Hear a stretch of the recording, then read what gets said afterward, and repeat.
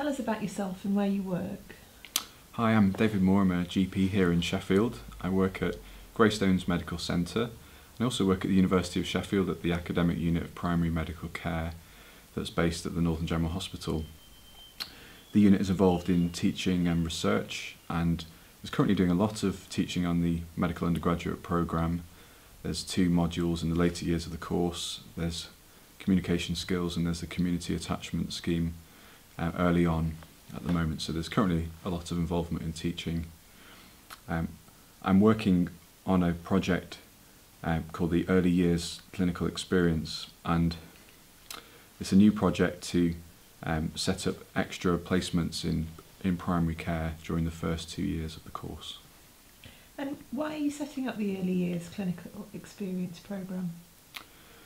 So the General Medical Council's document, Tomorrow's Doctors, really shapes undergraduate medical training here in the UK, and they state that there should be clinical contact throughout the course, the undergraduate course, and in the early years it can be helpful to have that contact so that patients can, so that the students can integrate what they're learning in theory with the practical aspects of being a doctor, and learning around patients can be a really good way to stimulate the learning. So there's an emphasis from the General Medical Council.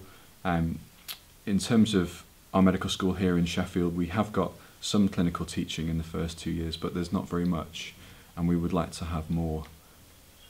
Could you outline the aims of the programme? So really there's several different aims.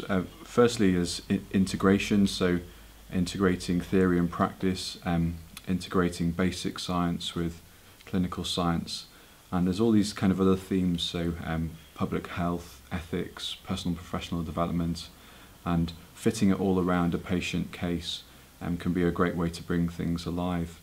We're also interested in deep learning, and some of the things I remember best at medical school were things I learned from meeting real patients.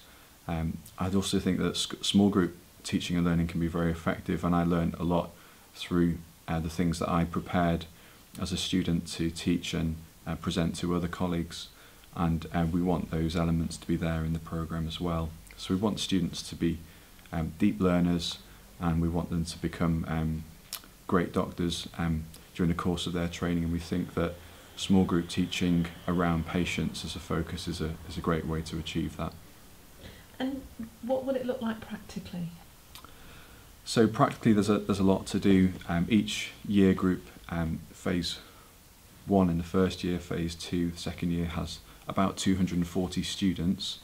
We're planning to teach in groups of 6 with a GP out in the community in general practices around the Sheffield area. For each of the sessions we would like 1 or 2 patient volunteers to come in and help with the sessions.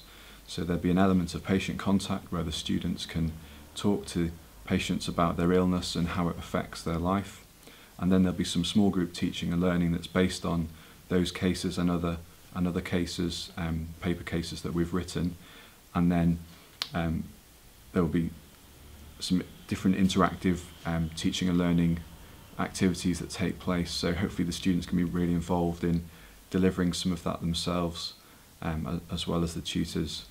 So it could be discussions, presentations, games, quizzes, all kinds of learning activities to make things fun, but really to make things memorable and help the learning to last.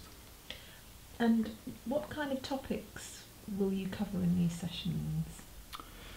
So we'll cover common things that GPs come across, and there's an emphasis in the first year in phase 1, perhaps not so much on disease itself, but some of the wider themes, so understanding normal structure and function of the body, but also how medicine works as a whole, how the health service works, public health, ethics, personal and professional development. So there will be patient cases, similar cases like dementia, COPD, common things that we would come across. In the second year, there'll be more an emphasis on the clinical diseases and how they're managed, and again there'll be common things like diabetes or depression, things that we're used to dealing with as GPs, and we can structure the learning around that. When will these sessions take place? We need to get the programme up and running. We only found out recently that funding has been approved, so we have a really tight time schedule to work to. The programme needs to be up and running at the start of October this year, so we need to find tutors and practices and get the training of tutors done in September this year. And can you outline that training that the tutors will be able to access? Yes, we can provide 2 half days of training. We've got lots of dates running through September for that, and the training sessions are paid. Also, throughout the year we will have other sessions, so we'll have a midpoint session and an end of year session, and there'll also be the opportunity for tutors to observe another group to see how other groups and other tutors work as part of their own development, and an opportunity for them to receive feedback as well. So there will be ongoing training and development for tutors, not just at the start of the programme. And currently, what help are you looking for? So we need 2 things at the moment. Firstly, we need host practices. Now, most host practices will probably also provide their own tutor from within the practice, and it can be 1 or two tutors. The practices will need to provide a room, so there'll be 6 students, there'll be the tutor and there'll be 2 patients, so a room to use. They will need to recruit 1 or 2 patients for each session, so there will be some admin work to go with it. But there is a payment specifically for the practice for that work to cover the costs of that. Also, we would expect that patients will be offered travel costs to the practice, and that fee is to cover all those costs for the practice. There's also payment for the tutor in there as well. So that will apply to practices that have their own tutors. There are going to be some tutors who perhaps are locum GPs who aren't based in a particular practice, and they'll be looking for a host practice to work in.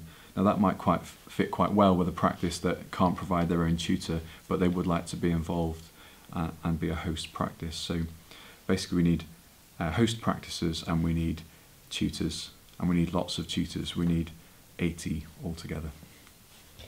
What should I do next if I want to get involved with the project?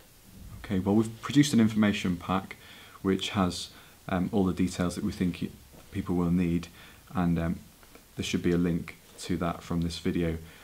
At the end of the information pack there's an online form that you can go to sign up, but we do anticipate that many people might like to just have a chat further about it. You may have some questions, so please do give us a ring. The teaching office staff are happy to talk, and also GPs involved in the programme, such as myself, Jenny Swan and Kirsty Gilgrass, who is leading the programme. We will be available to talk to people who would have further questions. Okay, thank you very much for all that information. Thank you.